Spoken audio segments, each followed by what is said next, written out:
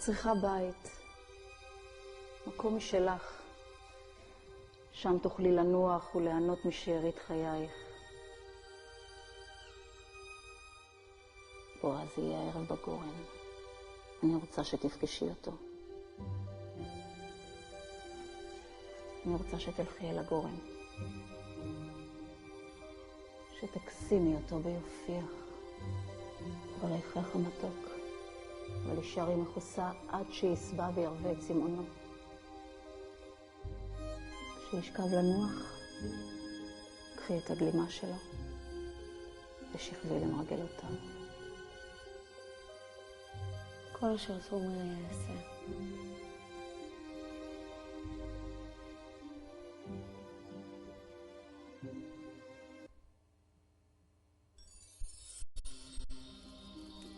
And Ruth went down to the threshing floor and did as Naomi requested. Would this evening mark a turning point for Ruth and Naomi? Or would Boaz perceive it as an awkward scheme intended to manipulate him?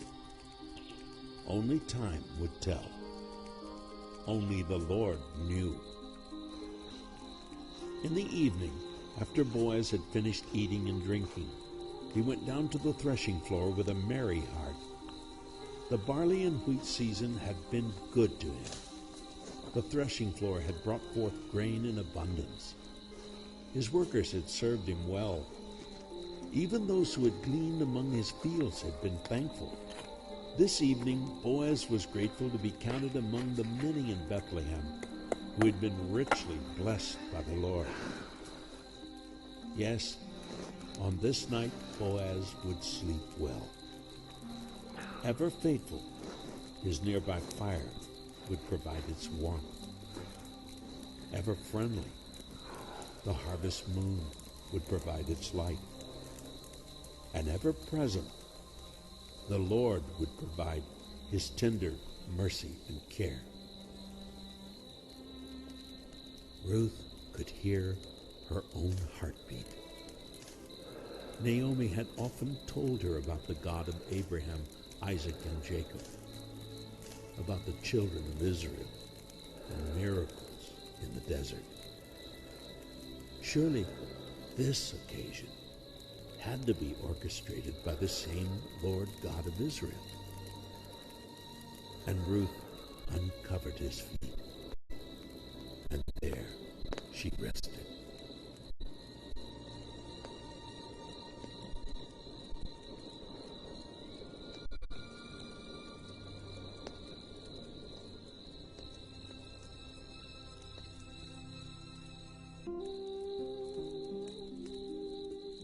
And it came to pass at midnight that Boaz was startled.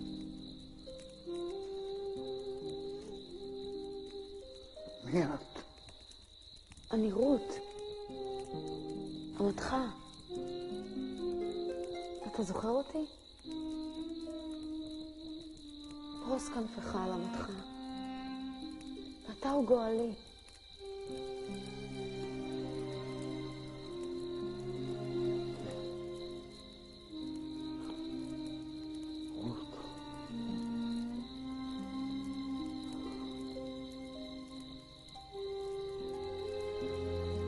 מברך אותך אלוהים ואת הפגישה טובה. כל כך הרבה גברים צעירים ממני בבית לחם. לא הלכת אחריהם. שירים עולמיים. אשת חיל.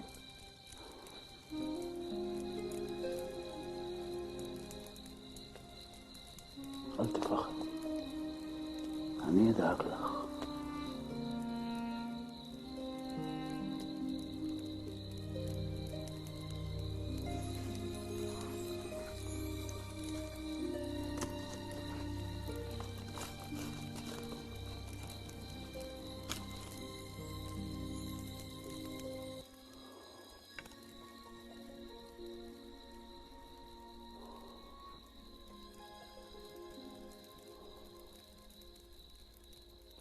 כן, אני הוא גואלך, אבל יש גואל קרוב ממני. אולי הוא ירצה לגאול אותך.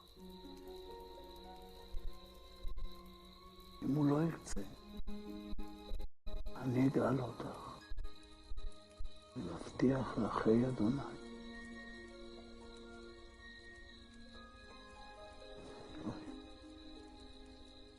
תישארי איתי כאן הלילה. תישארי כאן עד הבוקר.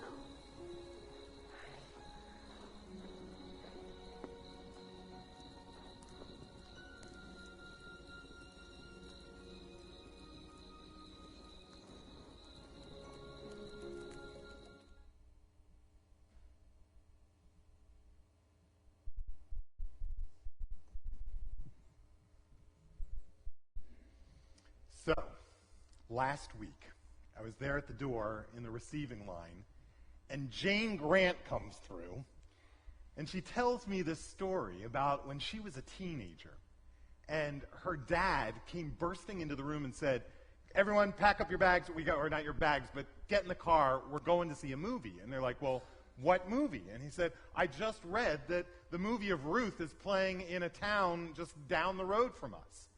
And they were shocked, but they were delighted. Jane's dad's father and grandfather had been really strongly committed Christians and very active in their churches, but their dad had been a little bit blasé about his faith and his religion, and so they all piled into the car, and they all took this big, long road trip to get to this movie theater. They sat down, the lights went out, the movie came on, and as soon as it started, he kind of blurts out and says, wait a second, I thought this was a movie about Babe Ruth. Isn't that great? I love that. So I am so sorry if you all are here to hear a sermon about a great baseball legend. I hope that the rest of you are aware that we're actually preaching our way through the book of Ruth from the Old Testament, and we are now right in the middle, halfway through, heading into chapter 3. As we head into chapter 3, as the chapter opens, we see Naomi making a plan to try to make sure that Ruth is provided for. Now, the Hebrew word that's translated as provided has a heavy connotation of providing safety and security. And we all know about that, don't we? Aren't we forever making plans to try to guarantee that one thing that no one can guarantee, our safety and our security? I mean, I think if the truth be told, if we were going to be brutally honest, we'd be willing to say that this current healthcare debate on both sides of the aisle, one of the unspoken tensions which lies at the heart of all of it is our need to try to control the uncontrollable. Isn't that right? Well, Naomi had always had a plan. Plan A was to marry Elimelech and have a family and live in Bethlehem the rest of their lives. And then completely out of her control, this famine comes. And so she has to move to plan B, which is to pack up her family and move to Moab and to start all over again. And then her husband dies, forcing her to move to plan C. And then her two boys die, moving her to plan D, which is to go back to Bethlehem by herself and to try to survive. But she quickly learns that as little control as she has over famine and over death, she has even less control over her own daughter-in-law, who refuses to leave her and says she's going to stay with her until the day she dies. And so they move to plan E for the two of them to go back to Bethlehem. You know, the scholars say that Naomi probably was the first Presbyterian. Just kidding. But isn't it true? We Presbyterians were famous for making our plans. We'll make a plan for everything, from our church to our homes, to our lives, to our careers, to our children. Oh boy, do we have plans for our children. I remember just this Tuesday, so coincidental, this Tuesday we were discussing the timing and the process for coming up with our next strategic plan. And we spent almost an hour talking about a document that's literally entitled, A Plan to Make a Plan. Only Presbyterians, right? And so we see Naomi is here, they've come back to Bethlehem. Ruth is gleaning in the fields, and when Naomi finds out that the fields that she's gleaning on belong to Boaz, a distant relative of theirs, Naomi just moves right on into plan, where are we now? I think F, plan F.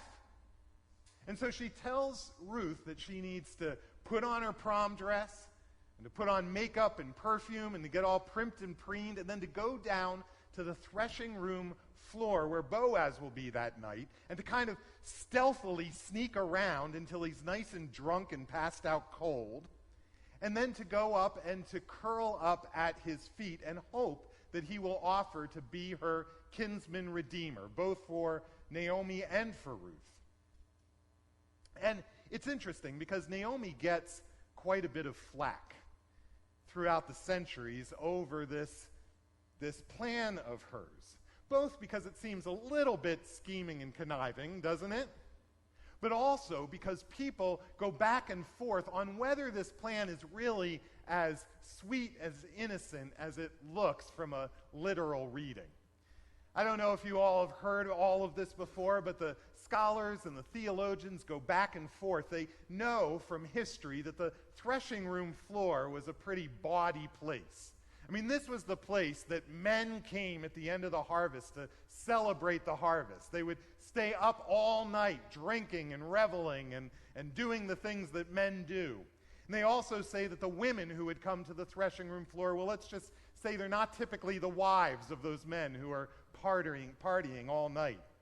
And then even more, there is something about this phrase that Ruth goes and uncovers and lays down at Boaz's feet. Both because the term uncover is a term which is often used in the Bible and throughout ancient Near East literature that stands for, it's a euphemism often for sexual relations. And then even more so because even more often the term foot or feet is a euphemism for, well, let's just say something that's not a foot or feet, if you know what I mean. And so it's actually quite interesting to see the way that when commentators and articles are discussing Ruth chapter 3, all of the oxygen in the room gets taken up with this debate that they're having, whether Naomi actually sent Ruth to sexually seduce Boaz when he was drunk as a skunk. And it's interesting because it's very important to those who are arguing it, but it may not be all that important. I tend to go ahead and just take the story literally. I think there is no question the author intends the story to be read that way. I mean, after all, the whole story of Ruth is the story of two people, Boaz and Ruth, in the time of the judges, when it says the people had strayed away from God and were doing whatever they saw fit. But the whole point of the story is that there were these two people who were incredibly faithful and committed to God. A man and woman of extreme integrity. Boaz goes out of his way over and over to say what a noble character Ruth has and is so concerned about protecting her reputation. That it seems certainly what the author wants us to do is to read this literally. There were plenty of times when servants would curl up at their master's feet, and so I believe this is what's going on. In fact, at the end of the book, it actually says when they get married, no more need for euphemisms, no more need to mince words. He says, Boaz made love to her and she conceived a child. So I like to think that the story is supposed to be this way. But it brings up a bigger question that I think is the more important question when we look at Ruth chapter 3, and that is, what do we do about the plans in our lives? Is it conniving or scheming if we take the bull by the horns and take matters into our own hands and go after our dreams and our visions and our plans?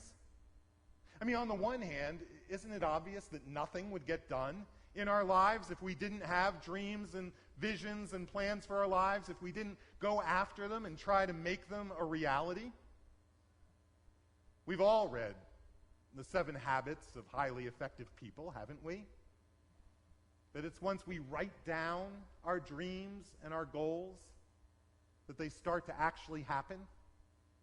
That once we put them down in paper, it unleashes forces in our inner psyche that start to focus our attention and mobilize resources to move towards those goals, even in ways that we don't totally understand.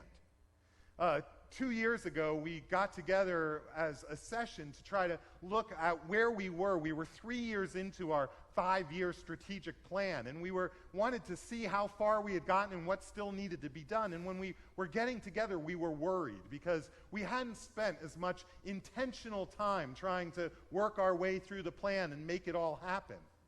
But what we found when we got together, which was really quite amazing, was that how much of these literally over 100 to-dos that we had created in this plan, how much of it had actually already been done, even when we weren't intentionally working towards making it happen. It's important to make a plan, right? And yet somehow we have to reconcile that with the incontrovertible fact that we worship a notoriously unpredictable God. And that we live notoriously unpredictable lives. Over and over, this illusion of control that we want to have over our lives gets thwarted as we meet all of the different twists and turns and detours and even dead ends of our lives.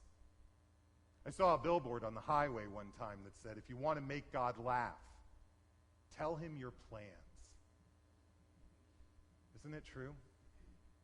I mean, we make plans upon plans. We make contingency plans and emergency plans and backups for our contingency plans. But then life happens. And over again, the plans go right out the window. Sometimes it's wonderful. A new job opportunity or some other opportunity comes up. We have a chance encounter that leads to something great. But other times it's hard and scary and heartbreaking. We get a diagnosis. We have a layoff. A relationship blows up. And like Naomi, we find ourselves moving from plan A to plan B, C, D, or E, X, Y, Z. It just goes on and on. Isn't it true? And the question is, what's the right balance? I mean, I think one of the most powerful lessons in this book, filled with powerful lessons, is the way that Naomi finds this balance between making plans and going after them tenaciously, but then being able to regroup and come up with a new plan when things don't go the way that she expected. Wasn't it Woody Allen who said that 80% of success is just showing up? We've got to have a plan. We have to have a strategy for our lives. If we don't have a plan for how we're going to deal with the poor, then we're going to go on avoiding them for the rest of our lives. If we don't have a strategy or a plan of how we want to spend our time and our energy and our money in this life, if we don't have a plan for spending those things on the things that we believe are actually important, it's mind-boggling how easily it is to get diverted into all sorts of things that we know just really don't matter. If we don't have a plan for how we're going to feed and nurture our spiritual lives, then there are 1,000 stupid, silly things that will crowd out the most important relationship in our life. And that will not just hurt us. That will hurt everybody that we care about around us. And so how do we find this balance? How do we find the balance between making plans and then being open to God's sacred and divine interruptions in our lives and being ready to make a new plan when things don't go the way that we want them to? It's amazing to watch Ruth. I mean, again, she had so many plans that were thwarted throughout her life, but she never sinks into despair. She just keeps going and makes a new plan for whatever is left of her family to try to get them to the right place. Isn't that right? And so, as you go into your lives and go into your world and try to balance this making plans versus being open to God's will and God's divine interruptions, I'd like to give you two pieces of advice. The first one is this: don't ever forget that God's main purpose and intention in your life doesn't have as much to do with what you do as it does with who you become. Do you hear that? There are a lot of paths. There are a lot of roads. There's a lot of ways that God can use to help shape and mold you into the person that God has always wanted you to be. From time to time, God has a very specific plan about something physical that you're supposed to do, but most of the time, God works through your plans and your passions and the opportunities that you've been given and the disappointments that you've been served to help you become that person that you're supposed to be before you die. God is much less in the circumstance-shaping business as God is in the character-shaping business. And so you can trust that even when your plans aren't exactly the way that you meant them to go, that God is still at work in your life, molding and forming and shaping you into the person you were meant to be. The second piece of advice that I would give you is that when you live your life as a Christian, that even the wrong roads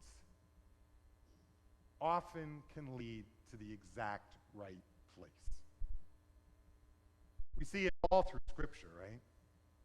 You have Jonah, who goes the very opposite direction of the way that God wanted him to go, runs as far away from God as he can, but somehow God ends up bringing him back to Nineveh.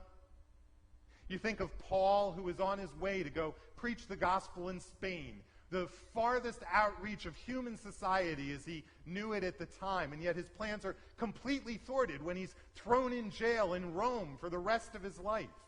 It seems like a disaster until you stop to realize that it's because he was there in the prison in Rome that the gospel got spread to distant shores that he didn't even knew existed at the time. Or you think of the most famous detour of all. You think about the Israelites as they come through the Red Sea and they get completely sidetracked and detoured and spend 40 years zigzagging through the wilderness before they arrive in their land of milk and honey. If you were reading the Bible, you'd be forgiven for thinking that you almost had to go down the wrong road in order to get to the right place. Let me close the sermon with this story. Henry Dunant was a Swiss banker back in the 1800s. He was born in 1829 in Switzerland. In 1859, the Swiss government asked him to go and close a business deal with Napoleon Bonaparte. And so he travels to Paris to meet with Napoleon, and when he gets there, he finds out that Napoleon isn't there in Paris, but he's off fighting a war against Austria in Solferino, Italy, of all places. And so Henry makes a new plan. He gets back in his carriage and he heads off towards Italy. Even when he gets there, he rides down onto the battlefield to try to find Napoleon and close this deal. But while he's there, something life-changing happens to him. He had never seen battle before. He had never seen what the carnage of war looks like before. In the book that he wrote later, he said that he saw men torn in half by that cannonball fire. He saw a beautiful farmland that became scorched wasteland with piles of dead and dying bodies on it. He was so devastated by this experience that after the battle ended, he stayed there for weeks and weeks, trying to help the doctors who were tending to all of the wounded in the nearby farmhouses and churches. He eventually went back to Switzerland, but these images never left him. They kept haunting him. He became deeply depressed. He ended up losing his job at the bank and ended up losing his entire fortune. And yet somehow through it all, he had this unmistakable sense that God was trying to do something inside of him, that God was doing something sacred, both for him and for the world, through this experience that he was going through this terrible wrong road that he had taken when he landed in Paris. A few years later, Henry Dunant went on to found the Red Cross. A few years after that, his articles and book became the foundation of the Geneva Convention. And then he also won the first Nobel Peace Prize. Make your plans and go after them for all you're worth. Make sure that your plans include your priorities, the things that you know are most important in your life and in this world. But then try to be open to God's sacred and divine interventions in your life. On a daily basis, on a weekly basis, on a yearly basis. But also know that when you end up on the wrong road, when your most cherished and beloved plans get completely blown out of the water, and like Naomi, you go from plan A to B, C, D, X, Y, Z, and have to go back to the drawing boards altogether. That even there, God is there with you, working through the circumstances of your life to help mold you and shape you into the person that God created you to be. So that even the wrong roads might get you to exactly where you need to be. Amen.